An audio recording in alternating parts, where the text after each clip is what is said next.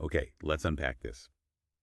Welcome back to The Deep Dive, the show where we grab a stack of fascinating source material, dive in headfirst, and pull out the essential knowledge to get you well-informed fast.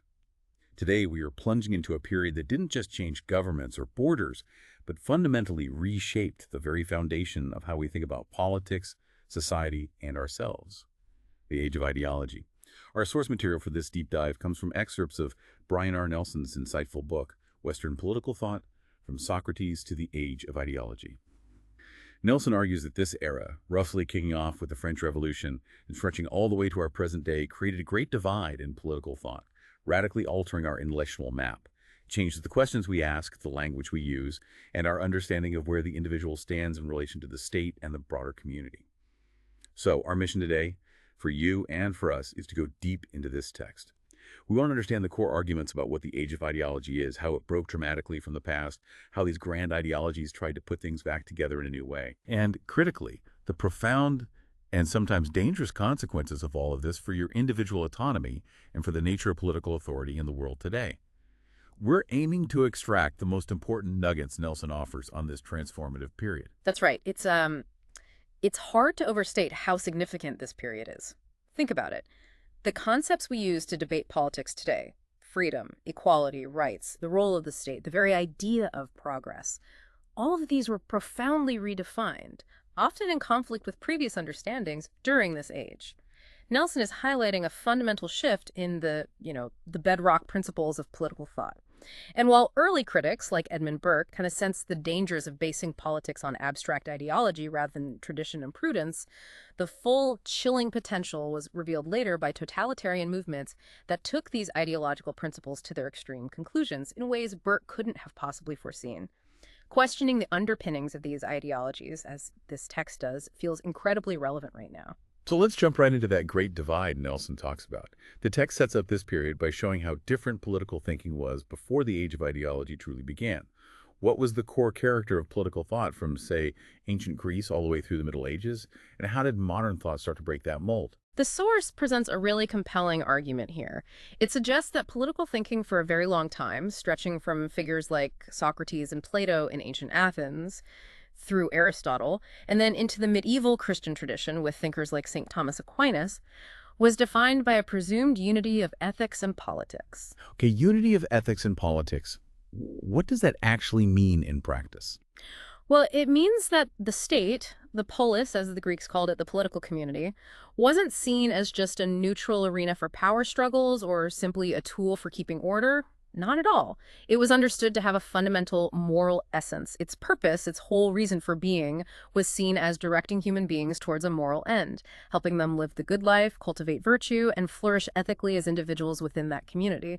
The political order was, inextricably linked to the moral order. So the state itself had a moral job to do, essentially. Exactly.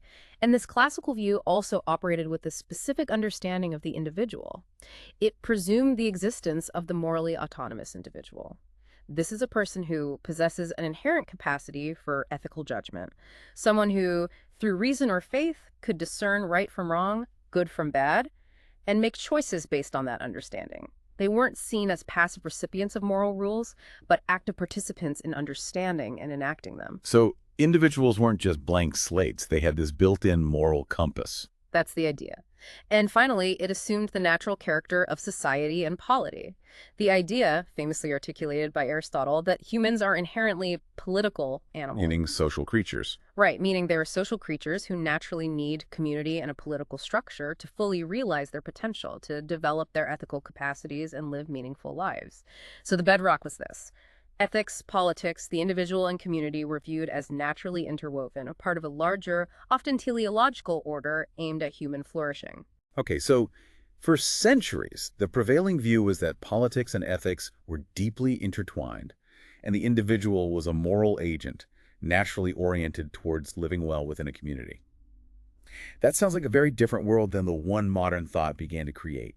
How did thinkers starting much later begin to challenge this long-held foundation? Well, the text argues that the defining and perhaps most radical move of modern political thought, which it traces back to figures like Machiavelli and the Renaissance, was precisely to call into question, and ultimately deny that fundamental presumption of the unity of ethics and politics. How did they do that? Just say it wasn't true? Pretty much by directly challenging those core classical ideas.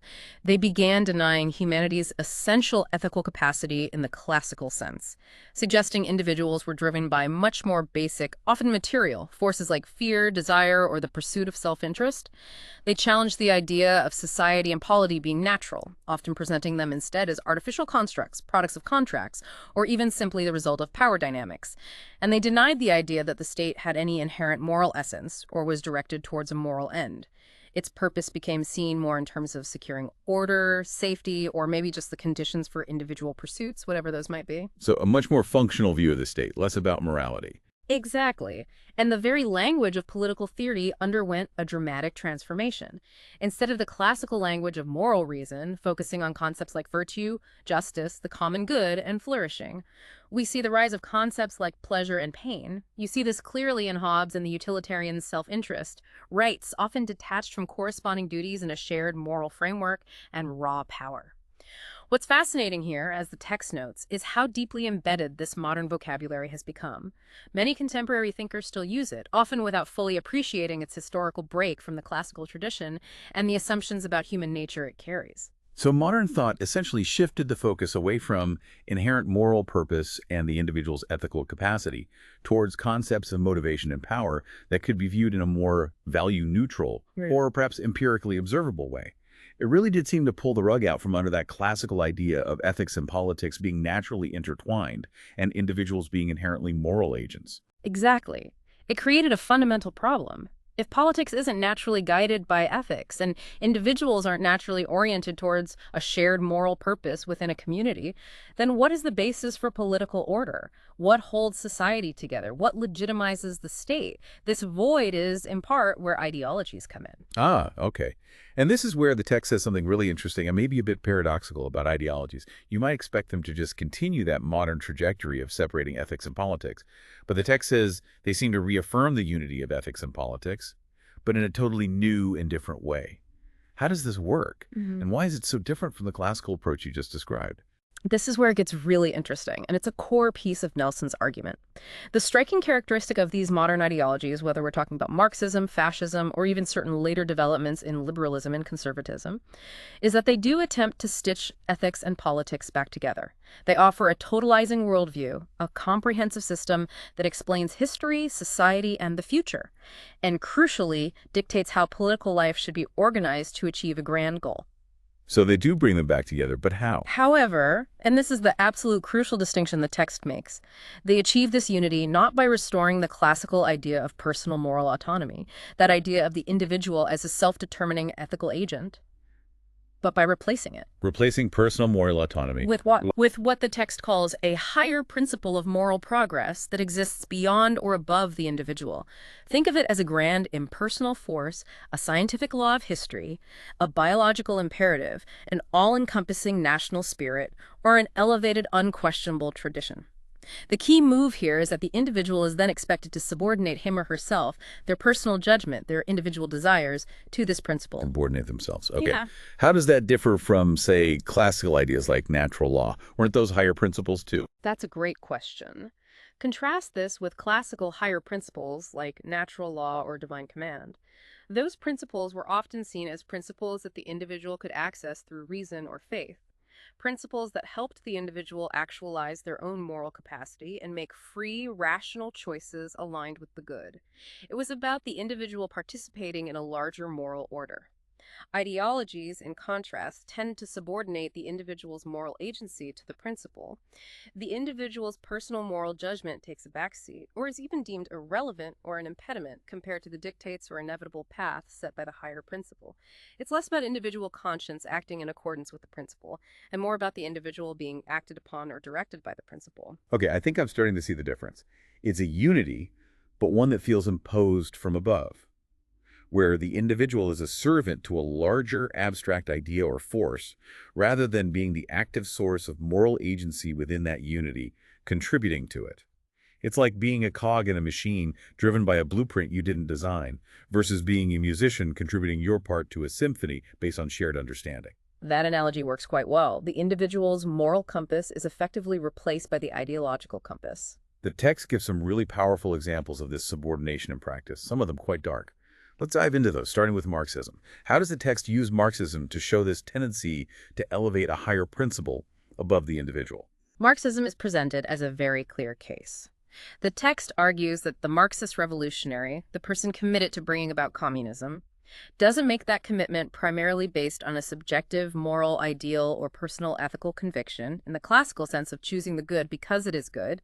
Instead, their action is seen as the necessary outcome, the dictate of a higher principle, specifically historical necessity. The theory posits that history, driven by economic forces and class struggle, has an inevitable, scientifically discoverable trajectory towards communism. So history itself is the higher principle. Essentially, yes. Of course, action, or praxis, as Marxists term it, is absolutely central. Revolution isn't just waiting around. But the text emphasizes that this action flows not from the individual initiating an ethical choice, but from their realization or recognition of this necessity that transcends their individual will. The revolutionary acts because history, understood scientifically, demands it. Their personal ethics are aligned with, or perhaps even determined by, this historical force. That feels quite deterministic. It can be interpreted that way. And the text highlights a fascinating historical detail here: the intense hostility faced by Edward Bernstein when he proposed reforming Marxism to be based explicitly on ethical ideals rather than historical inevitability. This reaction from more orthodox Marxists, the text suggests, really underscores the core subordination to necessity, to the perceived scientific laws of historical development that is fundamental to the Marxian system as described here. The higher principle of historical necessity overrides individual ethical preference. Historical necessity overriding personal moral choice. That's a vivid illustration. What about fascism? The text describes it as an even clearer and more extreme example of this subordination. Fascism, particularly in its most radical iterations, is indeed presented as a stark and terrifying case of directly subordinating individual moral judgment and autonomy to a higher principle tied to a collective entity or supposed natural order. So the individual just doesn't matter morally. In essence, their personal judgment is overridden. In its less extreme forms, the text notes, this higher principle was conceived of as the unique characteristic, the collective soul or Geist of a particular people or nation. The individual German or Italian citizen, for example, was expected to suppress personal opinions or moral qualms that conflicted with the perceived will or spirit of the nation. Individual judgment was secondary to the collective. The collective spirit above all. And then in the truly extreme racist forms, chillingly embodied by German National Socialism, individual moral judgment was brutally subordinated to a supposed biological law. Nazi ideologues claimed there were scientific laws dictating the decline of certain races and the inevitable triumph of others, specifically the so-called Aryan race. The text makes a crucial and horrifying connection here, referencing Hannah Arendt's profound analysis of totalitarian ideology as the logic of an idea. Arendt showed how totalitarian regimes derived concrete, horrific actions, including genocide, not from individual human moral choices, but by following the inherent logic of these supposed biological or historical laws. The individual SS officer or bureaucrat wasn't asked to make a personal moral choice about killing. The biological law of racial struggle provided the ideological logic that dictated their action, effectively removing personal responsibility by making them instruments of this impersonal, supposedly scientific force. That's incredibly chilling, and a stark example of how subordinating personal ethics to a higher principle, however pseudoscientific, can lead to horrific outcomes. The text also says this tendency, though perhaps more subtle, is present in other ideologies we might not immediately think of in this way, like certain forms of conservatism and liberalism. That feels counterintuitive. It is counterintuitive, and that's why the text analysis here is so important. It argues that this tendency to elevate a higher principle above the individual moral agent, though less overt than in totalitarianism, is a common thread. How does that play out on conservatism? Well, look at reactionary thinkers who followed Edmund Burke. Burke saw tradition as a vital source of wisdom, a guide shaped by generations of experience, something to be respected and learned from, but still applied prudentially by individuals. However, the text notes, for some later conservative or reactionary thinkers, especially when conservatism became intertwined with nationalism, tradition hardened into an almost sacred category, an unquestionable authority existing above the individual's capacity to interpret or adapt it. The individual's role became one of simply upholding tradition because it is tradition, not necessarily because they had engaged with its wisdom through personal ethical reflection. So tradition becomes the higher principle there. And liberalism, that seems even more paradoxical. It does, and paradoxically, the text argues, certain parts of the later development of liberalism exhibited this tendency too. Early liberalism, from Hobbes through the utilitarians, was very focused on the individual and their desires interests, largely rejecting external, higher structures of purpose. But later liberals, grappling with social order and the public good, sometimes erected moral structures or principles that transcended the individual in a new way. Like what? The text uses Adam Smith's concept of the market mechanism as a key example. Smith's idea is that if individuals freely pursue their own self-interest in economic exchange, an invisible hand or a natural mechanism of the market will automatically produce the public good, overall prosperity, and efficiency. What's crucial, according to the text, is that this mechanism is presented as working independent of the individual's personal moral judgments like charity, fairness, or altruism in economic transactions. In fact, it's argued to work because individuals set aside those moral concerns and rationally pursue self-interest. So the market mechanism itself is the higher principle, overriding personal ethics for a greater good. That's the interpretation here. The text suggests that the Benthamite utilitarian idea of equating self-interest, pleasure-seeking, with the moral good, greatest happiness, is another way of saying that the moral outcome is achieved by the individual subordinating their personal, classical moral judgments to the higher principle or impersonal force of the market mechanism. Their role is to follow the logic of self-interest, not exercise classical moral autonomy in that sphere. And Spencer took it even further. Herbert Spencer then pushed this further with social Darwinism, arguing for a supposed higher structure of biological purposes based on evolution survival of the fittest. He argued individuals should subordinate their ethical feelings, like compassion for the less successful, to this biological law.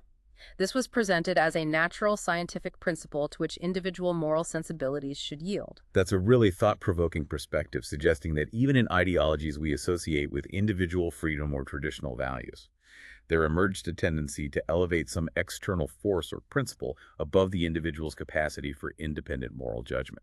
It highlights a shared challenge modern thinkers faced after the breakdown of the classical framework: how to find a new basis for social and political order. When the traditional one, rooted in individual moral agency and community purpose, was discarded or seemed inadequate.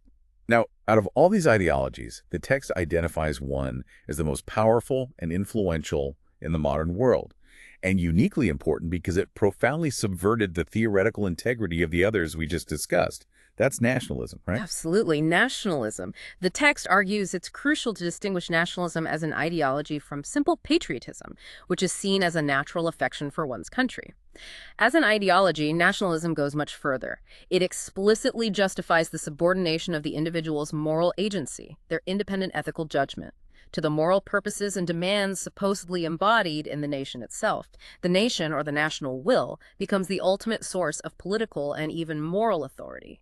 So it's not just loving your country, it's putting the nation above your own conscience. That's the ideological claim, yes. When did nationalism become this dominant force? The source traces its origins back to an inchoate form, not fully developed as early as Machiavelli, who focused on the needs and interests of the nascent state entity. But it truly became the dominant form of political identification in Europe by the middle of the 19th century. And as the text notes, it remains arguably the most powerful political force globally today, continuing to spread and consolidate influence in many parts of the developing world. And it explicitly became a philosophical ideology. Someone wrote down the rules. Yes, the text credits the Italian nationalist thinker Giuseppe Mazzini in the 19th century with being particularly important in making the logic of nationalism explicit philosophically. While the text suggests his purely theoretical results were not very impressive compared to major philosophers, he was instrumental in clearly articulating the core idea that the individual was to be subordinate to the dictates and mission of the nation. It's not just about obeying the state for order, it's about your identity, purpose, and moral obligations being defined by your nationality. The text says this is crucial because this moral subordination to the nation leads directly to the actual political subordination of individuals. And you mentioned it subverted the other ideologies. How exactly did nationalism twist or pervert the theoretical integrity of Marxism, liberalism, and conservatism? This is a key part of Nelson's analysis, describing what he calls the nationalist perversion. that became starkly visible in the 20th century. It's quite striking. Let's hear it. How did it affect Marxism? Let's look at Marxism first. Originally, Marxism was conceived as a profoundly internationalist doctrine focused on global class conflict and the solidarity of workers across national borders. Workers of the world unite and all that. But, as the text details, in practice, it often became a cover for nationalist ideals. Many self-proclaimed Marxist movements, especially in the Third World, were fundamentally nationalist struggles for state power and national liberation, using Marxist theory as a justification. This nationalization of Marxism happened notably in Russia under Stalin, where the focus shifted dramatically from world revolution to building socialism in one country and prioritizing the power of the Soviet state above international communist goals. It happened in China after 1949 as well. The text points out the deeply troubling consequence of this. This nationalized Marxism, especially in Stalin's USSR, proved chillingly capable of justifying totalitarian controls, mass purges, and repression that were utterly contrary to the original doctrine's stated humanistic goals of liberation and individual freedom. Nationalism bent the ideology to serve the absolute power of the state. So internationalist theory became nationalist practice. What about liberalism? Didn't it start internationally too? It did. Liberalism, too, started with an internationalist orientation. Early revolutionary liberals, like those who championed the French Revolution, spoke of universal rights of man, applicable to all human beings, not just citizens of a particular nation. But this universalism was subverted, the text argues, as liberalism became the official ideology of powerful Western European nation-states. How did that happen? Well, initially, liberals believed the nation-state was the best vehicle for realizing liberal goals like self-government, thinking they could best spread liberty internationally by building strong liberal nations at home, a kind of liberalism in one country idea, perhaps. However, this logic compelled them to recognize the right of self-determination for all national groups, even those whose internal politics might be distinctly illiberal. Politically, this often meant supporting or defending nation-states that systematically violated universal liberal values, for example, suppressing minority rights, or engaging in aggressive foreign policies. The text suggests this implicitly elevated the nation-state itself to an ideal higher than the universal liberal values it was supposed to serve. The nation trumped the principle. And even within liberal states. Furthermore, even within liberal nation-states that had constitutions defending rights, the text argues the structure is not terribly compatible with the maintenance of liberal values. The powerful emotional pull of nationalism, combined with the increasing bureaucratic centralization of the modern state, a process that accelerated after the French Revolution and its mass mobilization, inevitably diminished the liberal ideal of individualism. The state's power grew to extraordinary dimensions, not just in its capacity for coercion, but in its ability to generate universal acquiescence. Widespread passive acceptance of centralization, often at the expense of local communities, associations, and diverse ways of life that can nurture individual autonomy. The text references Alexis de Tocqueville, who observed this tendency in liberal democracies towards subordinating the individual to the centralized administrative state, despite their rhetorical commitment to individualism and limited government. The text adds that modern liberal attempts to counteract this have often ironically intensified the problem. Frederick Watkins is cited here, noting the fundamental conflict between liberalism's need for pluralism, a society with diverse, relatively autonomous groups and individuals, and nationalism's drive towards monism, a single, overarching national identity and loyalty. This conflict, Watkins argued, reduced liberalism's effectiveness in practice. Wow. So nationalism hollowed out liberalism from within, in a sense. What about conservatism? How did it fare? Conservatism also suffered a significant subversion through its link to nationalism, an alliance that was largely forged in opposition to the French Revolution and its universalist ideas. The text points out that philosophical conservatism, rooted in thinkers like Aristotle and Cicero, which values tradition, custom, and the organic development of institutions within local communities and established hierarchies, doesn't easily fit within the artificial, centralized structure of the modern nation-state. Because the nation-state isn't really traditional or organic in that sense. Exactly. And more fundamentally, the creation and consolidation of the nation-state often required the deliberate dismantling or weakening of the very feudal entities, regional loyalties, and traditional institutions, like guilds, local baronies, or the political power of the church that had traditionally been the carriers and embodiments of conservative values and ways of life. The state had to break those down to centralize power. This process of centralization and destruction of intermediate bodies continued. Contemporary institutions and voluntary associations that might hold conservative ideals today often find themselves struggling for autonomy and influence within the pervasive framework of the centralized modern state. The text concludes that, like liberalism, contemporary conservatism, by supporting the ideals of nationalism and the centralized nation-state structure, often ends up paradoxically advocating for forces that work against its own basic principles, a point also made by Watkins regarding nationalism's subversive influence. That's a comprehensive and frankly surprising picture of how nationalism didn't just become another political force, but actively reshaped the core ideas of the major modern ideologies, often bending them towards state power and away from their original aims, usually at the expense of the individual. It became the dominant gravitational pull in the modern political universe. It reshaped everything it touched. So what are the big takeaways from this analysis of nationalist subversion? Based on this analysis, the text makes two powerful general assertions that sum up this historical process. First, by becoming adjuncts to nationalism, essentially tools or justifications for the nation-state, the theoretical integrity of the major modern ideologies has been profoundly subverted. They no longer stand as pure philosophical systems, but are compromised by their service to national interests. Their original meaning gets lost. Right. And second, as a direct political consequence, this subversion supports the trend towards state centralization and, correspondingly, undermines the individual's moral autonomy. The state accumulates more power, and the individual's capacity for independent ethical thought and action is weakened or superseded by the demands of national loyalty and obedience. And this happens across the board, not just in extreme cases. The text notes that this process is most obvious and most frightening in the case of the totalitarian ideologies, where state power becomes absolute and individual autonomy is explicitly crushed. But it argues these are just extreme manifestations of a more general process associated with the rise of ideologies as they became intertwined with nationalism and the modern state. It's a spectrum, but the tendency is widespread. That seems clear, and the consequences you've outlined sound significant. But let's dig a bit deeper. Why did ideologies develop in this way, becoming so susceptible to being captured by nationalism and leading to this pattern of individual subordination?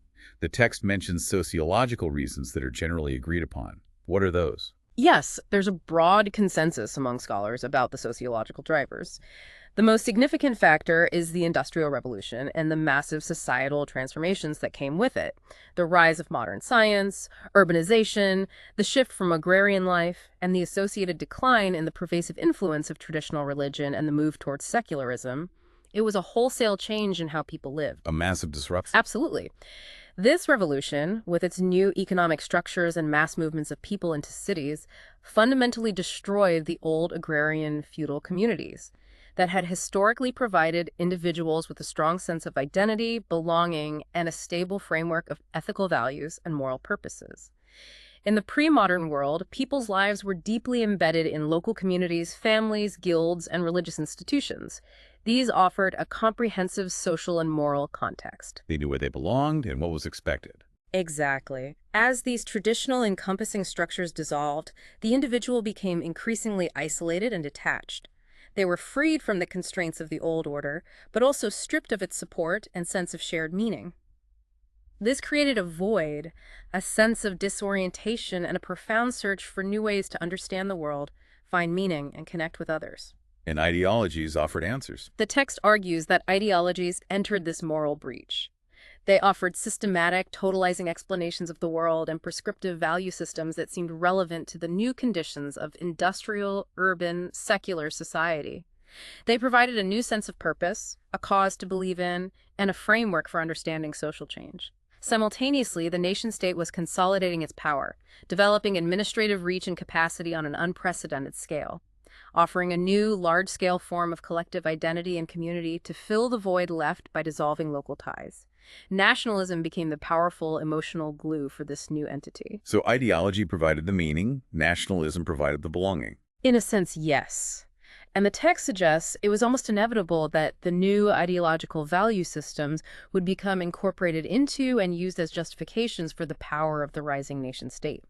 Ideologies provided the grand narratives, whether of historical inevitability, racial destiny, or economic progress that the state could claim to embody and advance, thereby legitimizing its authority and demanding loyalty.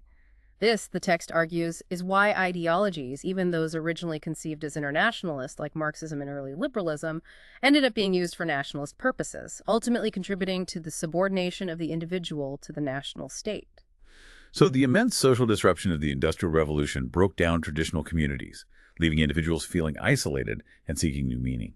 Ideologies linked to the consolidation of the nation-state and the emotional power of nationalism stepped into that void, offering new value systems and forms of identification, but at the cost of the individual's traditional moral grounding and autonomy. That makes sense from a social perspective. It's a powerful explanation for why the soil was fertile for ideologies and nationalism to flourish together. It explains the demand side, you could say. But the text also explores a deeper philosophical or theoretical reason for this development, which it notes is harder to pinpoint and maybe less agreed upon. What's the core argument here for the roots of this issue in philosophical thought itself? The text argues that the problem started even before the widespread nationalistic perversion became so apparent. While nationalism intensified the political subordination of the individual to the state, the more fundamental issue was the initial philosophical move within the ideologies themselves, the subordination of the individual as a moral agent to those higher principles, history, race, the market, evolution, the national spirit, whatever the principle might be. So the seed was already planted within the ideology itself. That's the argument. It was this initial step, this decision within the ideological framework to place an abstract principle above the individual's inherent moral capacity that made these ideologies so adaptable and useful to the rising nation state. The state could then legitimize its growing power and demand allegiance by claiming to be the agent or embodiment of these higher principles, carrying out the will of history, realizing the national destiny, ensuring the progress of the race, and so on. The text mentions thinkers who resisted this trend, like T.H. Green, and figures who were critical of ideology, like Burke. What was their counterargument? What do they think legitimate authority was based on? For thinkers like Green and Burke, genuine, legitimate authority couldn't be something imposed from the outside or something to which the individual was simply subordinate. It had to arise from the individuals themselves, specifically from their exercise of moral capacity. For Green, this meant authority was based on individuals demonstrating self-willed obedience to law. Obeying law is not out of fear, but because they, as autonomous moral beings, recognize the law's validity and necessity. It also involved free participation in the life of their political community, actively engaging as responsible, ethical members. So authority comes from active moral consent and participation. Yes. For these thinkers, authority was fundamentally a reciprocal arrangement. It was a relationship between the individual understood as an autonomous moral being capable of judgment and choice, and the polity, the political community, understood as a moral structure designed to facilitate human flourishing and the common good. It was, in essence, the unity of ethics and politics rooted in the morally capable individual and their active engagement. The classical ideal again. Exactly. As Burke particularly emphasized, without this fundamental unity, without the individual being the active source and participant in the moral life of the political structure, you don't get a true community or a legitimate political order. Instead, you get what the text describes as a society of atomized individuals, isolated and disconnected, not just from each other, but from any shared, meaningful ethical framework.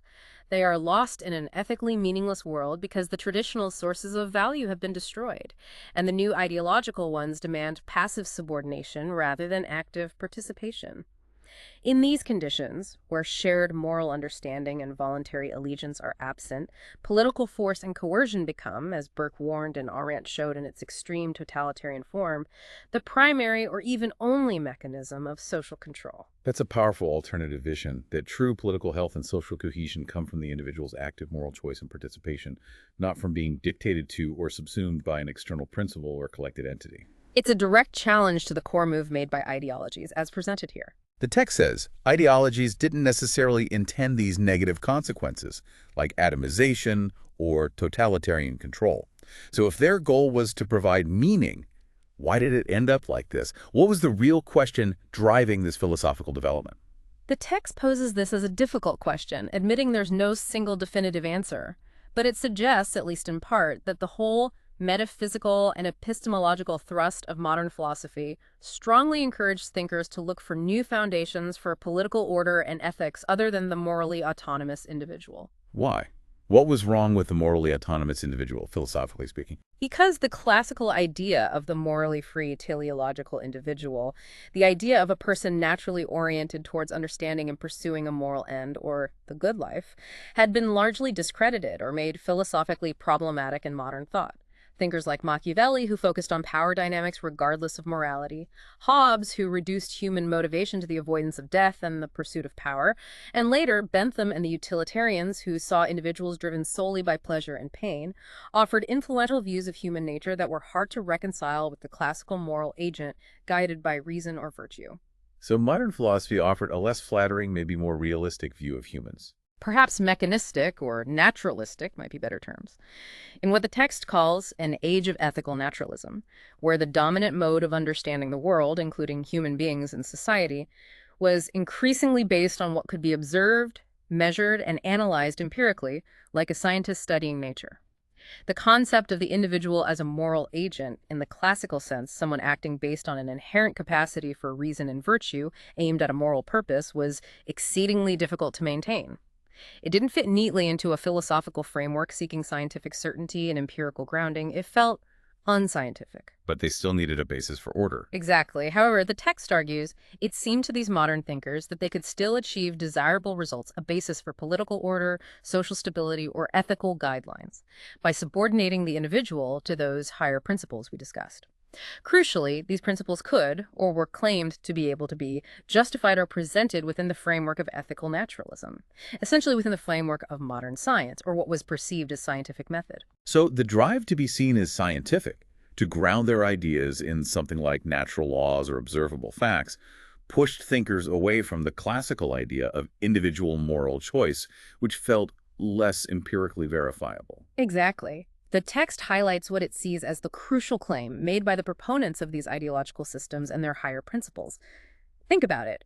Adam Smith's market mechanism, Herbert Spencer's social Darwinism, Karl Marx's historical inevitability, the racial theories of fascism, they were not merely presented as desirable moral goals or ideals. They were asserted to be scientific facts or scientific laws governing human behavior and society. The authority of science. Precisely. This claim carried immense weight, because, in the framework of modern philosophy, with its deep respect for scientific inquiry, a scientific doctrine was seen as above reproach, as possessing undeniable authority. The text reminds us that a defining challenge since Machiavelli has been finding a way to derive a theory of political authority that fits with the metaphysical and epistemological assumptions of modern science. Many modern ideologies, the text argues, are precisely this attempt to ground political legitimacy and social order in what are claimed to be scientific premises. Whether they actually were scientific or not. Right. The text stresses that whether these premises were actually scientific in a rigorous sense is almost secondary to the philosophical dynamic. In the case of National Socialism, the text notes the racial theories were patently absurd. What mattered was that adherents believed them to be scientific and stated them as scientific certainties. This conviction provided the perceived authority for the higher principle and, consequently, for the ideology itself and the political actions taken in its name. This pursuit of scientific authority for their principles seems to lead directly to the central paradox the text identifies. What is that core paradox? The paradox is this. By claiming the authority of science for their higher principles, history, race, market, etc., ideologies seemingly met the demands of modern naturalism. They appeared to succeed in deriving new theories of authority, new bases for political legitimacy, from within the very philosophical framework, modern science and naturalism, that had made it so difficult to articulate theories of authority based on the classical idea of the moral good or the autonomous individual. They thought they had solved the problem of political order in the modern age. That kind of philosophical workaround. Yep. And the consequence of this seemingly clever move. The consequence, the text argues, was precisely the opposite of what they intended. The very basis of authority, as it had been understood in the Western tradition from Socrates onwards, the unity of ethics and politics rooted in the morally autonomous individual and community, was, in fact, destroyed. This destruction happened because the very concept of the morally autonomous individual, the essential prerequisite for that classical unity, had been undermined and sidelined by the ideology's elevation of external, impersonal, higher principles. By seeking authority outside the individual, they hollowed out the possibility of true authority grounded in the individual's moral consent and participation. Wow. The attempt to find a new, scientifically justified foundation for authority ended up dismantling the classical foundation and undermining the individual's role as a source of moral authority, and the ultimate, perhaps most bitter paradox in this whole chain. The ultimate paradox, according to the text, is that these new sciences, these doctrines claiming scientific certainty about how the world works and how society should be organized, became the rational legitimization of nationalism, which the text starkly calls the most irrational political force of the modern world. And nationalism, in turn, with its demand for absolute loyalty, its emotional power, and its tendency towards monism and centralization, was the force most responsible for the political subordination of the individual to the growing power of the modern bureaucratic state. So, ideologies use the perceived authority of science to justify higher principles that bypass the individual. These principles then lent legitimacy to nationalism, which used that legitimacy to consolidate the power of the centralized state, further diminishing the individual's autonomy and creating a more powerful, yet perhaps less legitimate political order. That's a heavy, interconnected chain of events leading to the modern condition. What does this all mean in the text words in real political terms? What are the actual consequences we see? The text doesn't shy away from the real-world consequences of this historical trajectory. It paints a rather bleak picture, actually. How so? On a worldwide scale, the text argues, the system of competing nation-states, fueled by intense nationalism and often harboring conflicting ideological worldviews, creates the very real possibility of global catastrophe. The text points to the 20th century, with its 2 world wars and numerous other conflicts driven by these forces, as making the potential for a final Holocaust abundantly clear. And internally, within nations. Within the nation-state itself, the text warns that the basis of authority is very shaky. The outward display of awesome power abroad by major states, their military might, technological prowess, economic influence, may well be masking an unforeseen weakness within. What is this internal weakness? What makes it shaky? The text suggests that beneath the apparent stability maintained by the power of the state and the emotional pull of nationalism, the underlying reality may be a Hobbesian society of atomized individuals. These are individuals who are alienated and disconnected not just from each other, but critically, from any real morally grounded source of authority.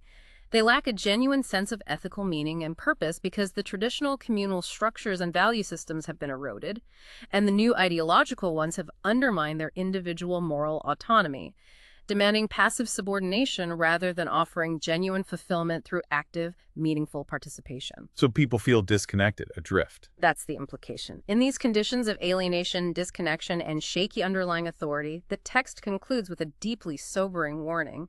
The possibility of social and cultural disintegration may be greater than we care to admit. While the state and nationalism provide a powerful political shell, the underlying social and moral fabric, disconnected from meaningful sources of value and individual agency, could be alarmingly fragile. That paints a pretty stark and concerning picture of the modern world as seen through the lens of this text.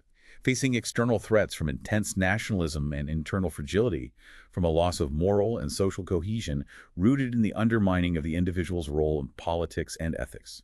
It certainly suggests that many of the challenges we face today regarding identity, belonging, political division, and the search for meaning are deeply connected to this historical shift Nelson describes. So where do we go from here, according to the text? If modern ideologies, entangled with nationalism, have led us to this potentially dangerous and fragile condition, what is the path forward, if any, for political philosophy itself? From the perspective presented in this book, the answer, while simple to state, is immensely challenging to achieve. We need to devise political philosophies that unify ethics and politics in a way that fits modern conditions. The goal is clear: to recover that classical unity, but it must be done in a way that acknowledges and grapples with the profound transformations in thought and society since the Renaissance. We can't just go back. But how? The text doesn't sound particularly optimistic about easy answers, saying there's little in contemporary thought that indicates a ready solution is available. No, it's not optimistic about easy fixes. It first outlines what it sees as the paths that are unlikely to succeed as primary solutions. The major ideological systems themselves, Marxism, liberalism, conservatism, etc., in their current forms, are seen as a prime source of the problem, not a solution. They have been so compromised and distorted by their entanglement with nationalism that they are unlikely vehicles for achieving a true unity of ethics and politics that respects the individual. The text is skeptical that further attempts to revise these systems, which have largely failed in this specific objective before, will fundamentally change their nature in this regard. It even questions whether these systems still adequately comprehend the social and political conditions of the modern world, given how their integrity has been warped by nationalization. So tinkering with the existing ideologies probably won't cut it. That seems to be the view here. The text acknowledges that intellectual work continues within these traditions, mentioning Marxist humanism's efforts to recover original ideals and recent liberal theory, like John Rawls' work, which attempts to redefine liberal foundations. It grants that these efforts have value, producing insights and raising important questions. However, it notes they often further disintegrate the original doctrine's theoretical integrity, and critically, they haven't achieved any consensus that they've resolved the fundamental disjunction between ethics and politics in the modern world. Okay, so revisions might not work. What about going back to the classics, just adopting Aristotle? Similarly, simply attempting to revive the classical tradition in its entirety is not seen as a fruitful path. While it does offer that unity of ethics and politics that's its defining strength, modern philosophy since Machiavelli has so radically altered our intellectual map of the world, discarding that map entirely and trying to think solely within a classical framework feels like entering alien terrain for most contemporary thinkers. The text argues simply returning to the past is no solution because the world and our understanding of it has changed too fundamentally. You can't just ignore centuries of thought. Okay, so the existing major ideological systems are part of the problem, and simply trying to rewind history and adopt the classical worldview isn't seen as viable. Is there anything from the classical tradition, then, that can help us in this search for a new unity of ethics and politics? Yes. The text suggests that while we can't adopt the whole classical tradition, we can learn from its spirit and approach. We can isolate those elements in it that characterize the ideal of the unity of ethics and politics, identify the core components of that enduring aspiration, and then look for ways to think about those components that are compatible with modern and contemporary thought. The task isn't renovation or restoration, but building something new informed by that persistent ideal. Why is that even possible? Why hasn't that ideal of unifying ethics and politics completely vanished after centuries of modern thought seemingly rejecting it? Because, the text argues, in the broadest sense, the ideal itself has never really disappeared from human aspiration. It has been attacked, challenged, and eclipsed repeatedly throughout modern history, but it has constantly returned to as a persistent theme in political thought. Even ideologies themselves, paradoxically, arose precisely for the purpose of recreating it, attempting, however flawed their method, to establish a comprehensive system that brought values and political order back together. And importantly, the text notes, it's an ideal that is still shared by a large number of contemporary thinkers, even some who operate within the framework of ethical naturalism and might reject the specific metaphysical assumptions of classical thought. This suggests the impulse towards this unity is still fundamentally human. What, then, are the key elements of that enduring ideal? The unity of ethics and politics based on the individual and community as the text describes them, the ones that might serve as building blocks for new thought. The text states that by this point in having read the book, the reader should be well acquainted with them. It presents them as two fundamental interconnected ideas. Okay, what's the first one? The first is the idea of the individual as an autonomous, self-developing, and self-fulfilling entity. This is the core notion of the person as having inherent worth and capacity for independent thought, moral judgment, personal growth, and realizing their potential. The text emphasizes how powerful and pervasive this conception of the individual has been in Western thought, shared across vast differences by thinkers like Aristotle, St. Thomas Aquinas, Rousseau, Burke, T.H. Green, and many others. While they disagree dramatically on how this autonomy or fulfillment is achieved, this basic perspective on the individual's potential is a common thread. The importance of the individual. And the second element. The second key element is that this ideal of the autonomous individual is fundamentally conceived of within the context of community. It's premised on that core Aristotelian insight that human beings are political animals. Right, we need each other. Exactly. Creatures who, by nature, need and desire to fulfill themselves not in isolation, but through common endeavors with their fellows. Genuine individual flourishing isn't seen as happening apart from society and political life, but within and through participation in a shared political and social life. So individual fulfillment and community life go hand in hand. That's the classical ideal, yes.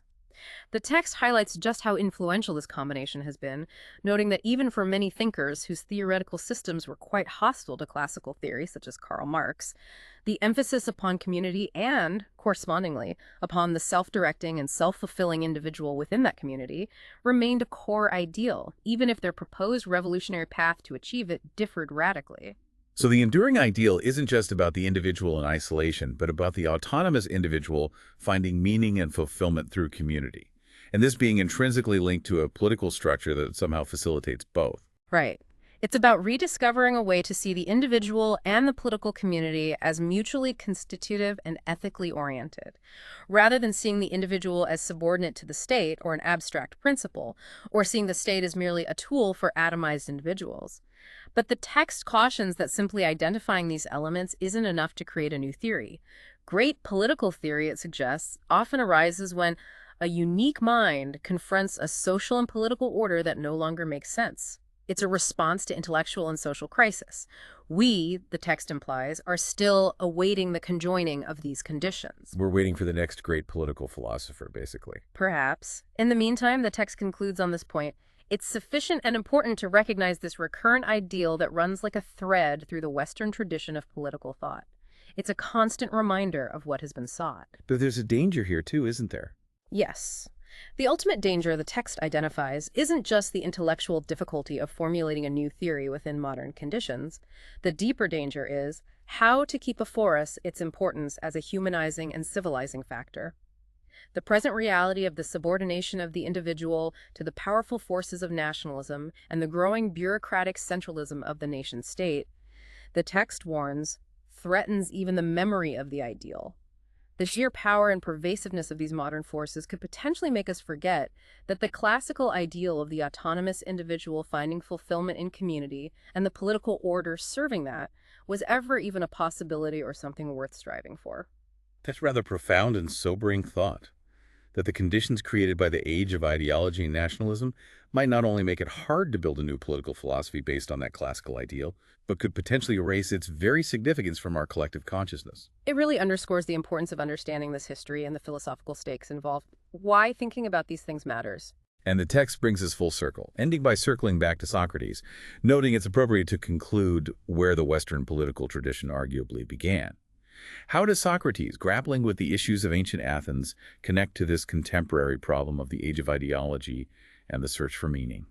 Socrates, in his time, was confronting the sophists, thinkers who often questioned or denied the existence of objective truth, morality, and justice, sometimes suggesting they were mere social conventions or tools used by the powerful. Sound familiar? Socrates faced fundamental issues that echo our own modern predicament.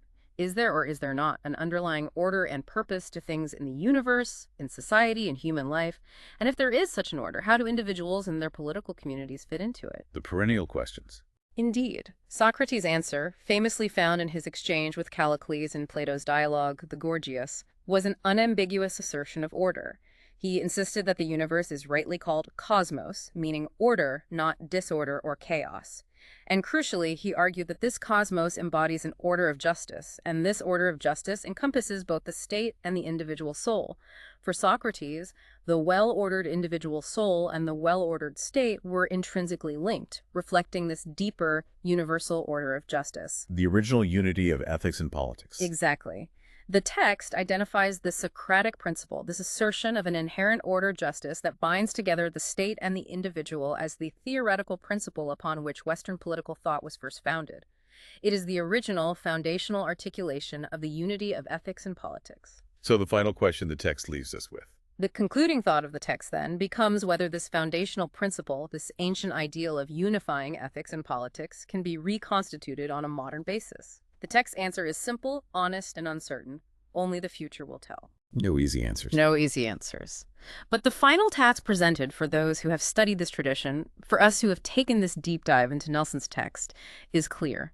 It is to think through the ideal once again, to re-examine this core principle, the possibility of a political order grounded in individual moral capacity and community purpose, in light of all the challenges and transformations wrought by the age of ideology, and see if it can still offer guidance for building a political and social order that serves both individual flourishing and genuine community in the complex world we inhabit. What a journey this deep dive has been. Starting from that foundational classical unity of ethics and politics, rooted in the idea of the morally autonomous individual and community, moving through the seismic shift of modern thought that questioned those very foundations, then exploring the complex and often dangerous attempts by ideologies to recreate unity by demanding the subordination of the individual to abstract higher principles, witnessing the powerful and fundamentally subversive role of nationalism in bending those ideologies to the service of state power, and finally, arriving at the ongoing, uncertain search for a new way to unify ethics and politics in the modern world while trying desperately to keep alive the vital ideal of the autonomous individual and community.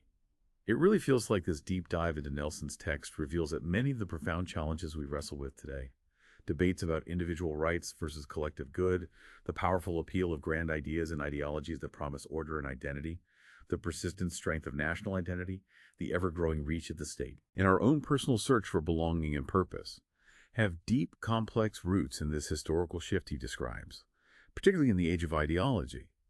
They aren't new problems. They are the enduring consequences of this fundamental change in how we think about the world. Exactly. The text forces us to consider that the apparent political stability we see in modern nation-states might be built on surprisingly fragile ground, potentially masking an atomized society where individuals are disconnected from genuine sources of authority and meaning.